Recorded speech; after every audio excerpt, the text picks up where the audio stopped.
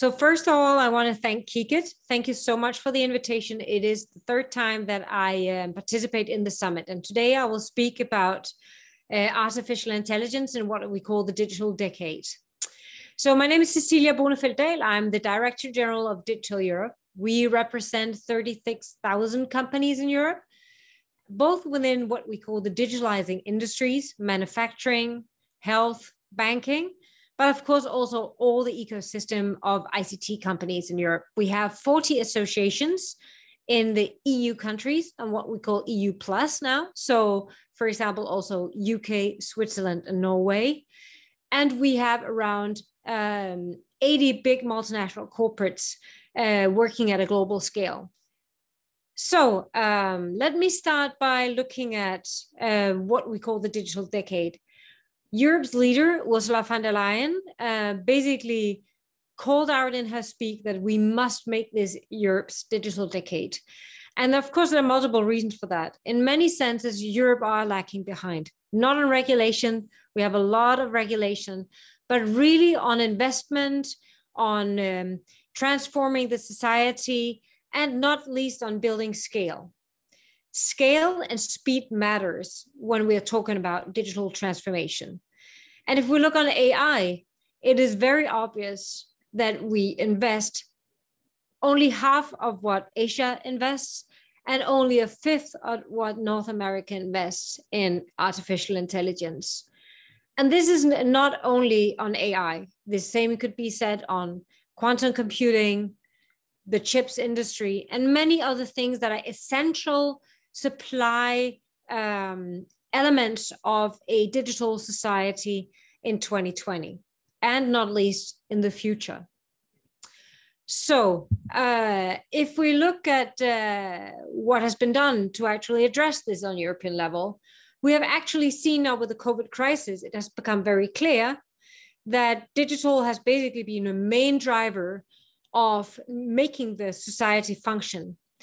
And this has also taken, digital investment to the next level. And basically the Commission, together with also Poland and the rest of the European leaders, have decided that they want to dedicate 20% of the recovery package and funding towards digital. The recovery package is in total around 750 billion euros, meaning that this is a lot of money, and now we need to spend it very wisely. There are, of course, several things that you can spend money at. And we really tried to come forward with very concrete suggestions on how to invest in digital.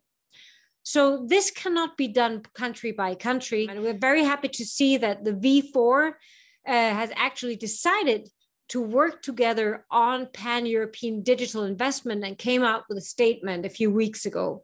This is a great step, and I hope that it will also come true, not only in words, but also in actions. What we did was basically to sit down and try to make a guide and to inspire governments on how to invest. We came up with these 5 areas, so digital education, skills, and inclusion. Digital healthcare, digitalizing SMEs and scale-ups, digital transformation and the Green Deal, so basically the renovation wave, for example, the construction sector, and connectivity and infrastructure. So these are very kind of different areas. You can say that the digital education and the digital infrastructures are the main drivers. Without people who have the right skills and without the infrastructure, none of the rest will happen. And then you have the 3 in the middle. It has become very clear that healthcare is not something that only goes on in hospitals. If we look at medical supply, you will have medical supply heavily dependent on data, on chips, on artificial intelligence. And we don't want to rebuild what we had before the crisis. We want to learn from the crisis and what we can do in our healthcare systems to basically improve the situation, to prevent a pandemic, to prevent cancer, not only to treat it when it's there and try to avoid the damage done. The same can be said about SME and scale-ups. Many of the companies that have survived the crisis were the one who was ready to move online. selling online, doing cross-border trade. This is really an area that we need to strengthen. And not least, we don't want to transform the industry through just rebuilding what was before, but in a new, green, and competitive way of competing by being sustainable also, because this will be one of the major factors of competitiveness in the future. So let me take one example.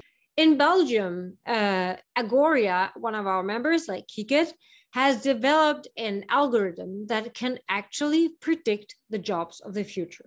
So it looks into different sectors, and it looks into transportation, into banking, looking at what are the jobs of the future and which jobs are there today are most likely to be disrupted. And the people filling those jobs today, what are the skills that they possess that will be relevant and you can build on top of in other sectors or in other functions in the future. This is quite precise, and it can actually be done on different countries, different sectors. So AI can actually help us to make sure that we don't end up in a situation where we have the A team of everybody who can follow the digital transformation and the B team without a job. So what we're doing here is actually advocating that this should not be a Polish or a Danish or a Belgian project. This should actually be a pan-European way of forecasting job predictions in Poland, in Belgium, in Denmark, and making sure that we have one way of looking at this and creating one job market and making sure that we have inclusion in the job market and that we educate young people for the present and future job, not for the past. So if we look a little bit at scaling, I said speed and scale, we are not doing that good. You can say right now we have around 12% of the world's unicorns, in spite of being one of the most advanced economies. So unicorns meaning fast, scalable companies. And actually 6% of this, they're coming from the UK. So you could say an EU, this is not a pretty picture right now. So why is that? Actually, we know that only 8% of companies trade across one European border. So you could talk about an internal market for the big companies, but for the SMEs, very, very few are actually taking advantage of the internal market. So we actually asked them, how can we do this? How should we invest? And we went and spoke to all these companies that have been nominated for the Digital Europe Unicorn Award in the last 3 years. And they told us, please educate more brilliant people so we can scale, because without the right resources, we are unable to grow fast enough. And then they said, please harmonize the internal market of Europe. So make EU one, make it easier for us to make business in Europe, set up a business administration so we can go one place. So we have transparency in rules and administration procedures across Europe. So we will get what China has, what US has, a market of scale and harmonized market in regulation. So a big request to the Polish government of making sure that we really work not with fragmented national rules, but as a one European team to make sure that the Polish unicorns, the Danish unicorns, the German unicorns can basically grow in one common market. So looking at these unicorns, so thank you also to the Polish team for always bringing forward your own candidates for this award. Great companies. The last 2 years, it's very exciting to see how the two winners have both been in healthcare and they've both been in artificial intelligence. Actually, one of the areas where we're moving the fastest. I must say there was also very interested in companies in, for example, AI for energy efficiency, for energy usage, and many AI for transportation system, efficient transportation systems.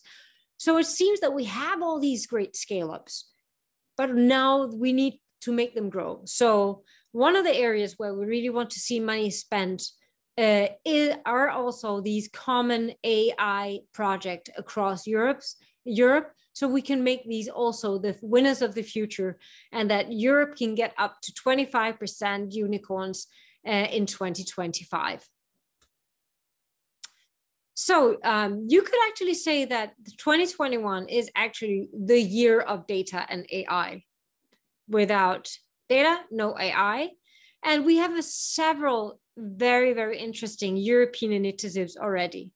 So we want to set a target that today the data economy in Europe is 3%, but that it turns into 6% in 2025. Poland has a big job to do. Estonia is a bit closer. So let's also ask the Polish governments, but also all you businesses, to basically boost your AI investments and make sure that you leverage all the great data that we have in Europe and that you have in your companies, not least, to innovate. Because we know that companies that use data-driven innovation, they grow 2.5 times faster than other companies. So this is also your opportunity to make sure that you are competitive in the future. On the political side, we see many initiatives. We see, for example, that the Commission will come up with a proposal on artificial intelligence. What they're saying right now is we don't need to overregulate everything. We need to take a risk-based approach. So where are the areas where AI can really do damage? And where is it that we don't have regulation today? We already have a lot of regulations today on consumer protections, on fundamental rights of bias, for example, discrimination, and many, many GDPR, privacy, making sure that you can't violate people's privacy. So we have already a lot of rules. So the Commission has taken the approach, let's find out if there are gaps, and if these gaps represent high-risk areas of damage to society. That could, for example, be recruitment, making sure that at least there's some kind of control that we don't discriminate. But it could, of course, also be safety systems, autonomous driving, etc. But even in that area, we have a lot of safety regulations already. So it's very important that we don't overregulate, but we're looking very much forward to see what comes out. So there's also the Data Governance Act. How do we work with data, different categorizations of data? What is sensitive data? What is non-sensitive data? What kind of data should the government make available to companies? Which ones, what is the data that they shouldn't, etc. And then also speaking about data brokers. So how do we make sure that we have equal access to data? Right now, if you're a big company, you have 20, 50, 60 lawyers working on data governance and regulation, well, then you can actually get access to data and be sure that you don't violate rights. But what do you do whether you are an SME? This is very hard to actually get the time and the money to make sure that you don't violate any of the regulations in Europe. So how can we actually have data brokers? So in the member states, you have a broker, you can go to them and say, I need this data within cancer research. I need to make sure that I comply with all rules and regulations, and they can make sure that the data is anonymized, that it's complying with GDPR. So all these discussions and all this kind of attempts to make data more available, but also safe, are in the Data Governance Act.